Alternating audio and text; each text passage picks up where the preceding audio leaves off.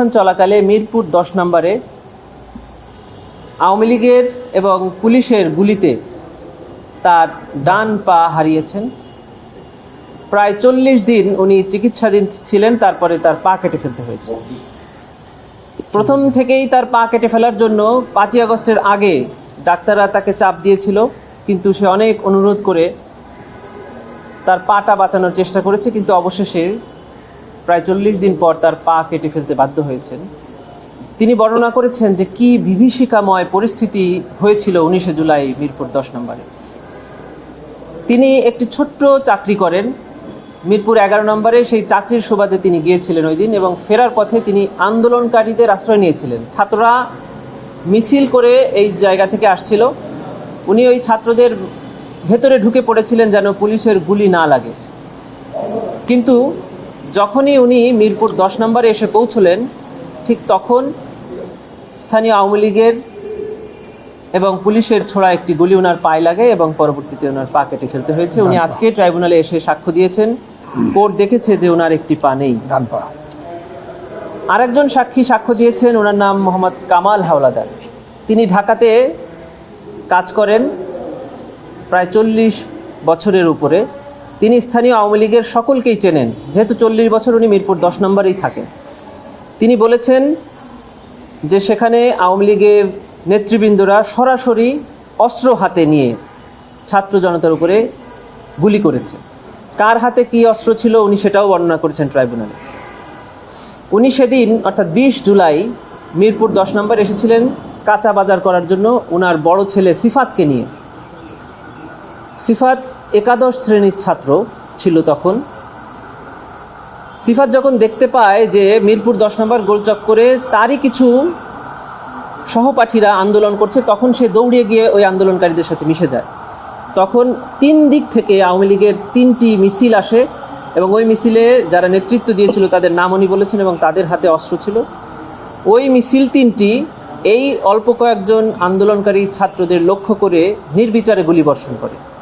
তার একটি গুলি ওনার সন্তান এই 18 বছর বয়সী সিফাতের মাথায় লেগে ওখানেই সে মারা যায়। উনি দৌড়িয়ে গিয়ে তার ছেলেকে কোলে তুলে নেন এবং মাথায় হাত বুলাতে থাকেন। সিফাতকে এবং ওই চোখে গুলি লাগা ছেলেটিকে একটি রিকশায় করে উনি স্থানীয় আল হেলাল হাসপাতালে নিয়ে যান। চিকিৎসকরা সেখানেই বুঝতে পেরেছিলেন যে ওনার ছেলে মারা গেছে। তারপরে উনি আল হেলাল হাসপাতালের চিকিৎসকরা সরকারি হাসপাতাল অর্থাৎ ঢাকা মেডিকেল এবং সোহরাওয়ার্দীর যে কোনো একটিতে নিতে বলে। উনি সোহরাওয়ার্দী হাসপাতালে নিয়ে গেলে হাসপাতাল কর্তৃপক্ষ ওনার ছেলেকে মৃত ঘোষণা করে।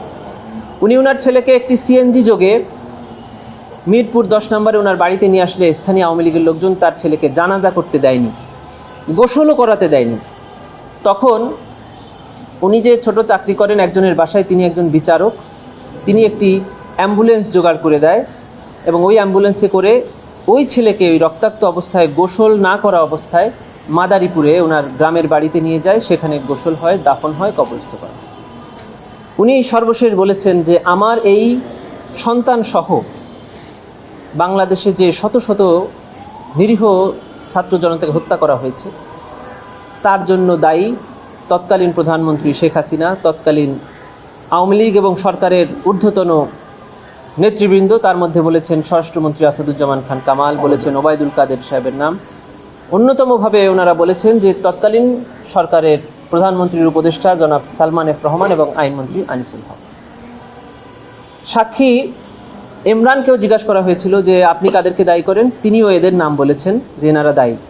আসামির পক্ষ থেকে জিজ্ঞাসা করা হয়েছে যে আপনি কেন এনাদেরকে দায়ী মনে করেন, ওনারা বলেছেন যে তারা যদি পরামর্শ করে কারফিউ জারির সিদ্ধান্ত না নিত তাহলে আমার সন্তান সহ এই হাজার হাজার মানুষ নিহত হতো না। এবং ওনারা বলেছেন যে আমরা মোবাইল ফোনে, ইন্টারনেটে তাদের সম্পৃক্ততার কথা শুনেছি, তাদের কথোপকথন শুনেছি। এই ছিল আজকে ট্রাইব্যুনালের প্রসিডিংস। জি প্রিয় সাংবাদিক বন্ধুরা, আপনারা জানেন যে আন্তর্জাতিক অপরাধ ট্রাইব্যুনাল 2-এ আজকে জুলাই গণঅভ্যুত্থান চলাকালে যাত্রাবাড়িতে ইমাম হোসেন তাইম নামে এক কিশোরকে পুলিশ কর্তৃক গুলি করার মামলার দিন ধার্য ছিল। আপনারা জানেন যে ইমাম হোসেন তাইম একজন পুলিশ কর্মকর্তার ছেলে, এবং তাকে সরাসরি আরেকজন পুলিশ কর্মকর্তার গুলি করার ভিডিও আমরা সোশ্যাল মিডিয়াতে দেখতে পাই। আমরা দেখতে পেয়েছি যে ইমাম হোসেন তাইমকে তার বন্ধু পেছন থেকে জাপটে ধরে সরিয়ে নিয়ে যাওয়ার চেষ্টা করছে এবং একজন পুলিশ কর্মকর্তা তাইমের খুব কাছে এসে বন্দুক টার্গেট করে তাকে বারবার গুলি করছে। সেই মামলার আজকে অভিযোগ গঠনের দিন ধার্য ছিল। মাননীয় ট্রাইব্যুনাল 11 জন আসামির বিরুদ্ধে অভিযোগ গঠন করেছেন এবং পরবর্তী তারিখ দিয়েছেন সাক্ষ্য নির্ধারণের জন্য।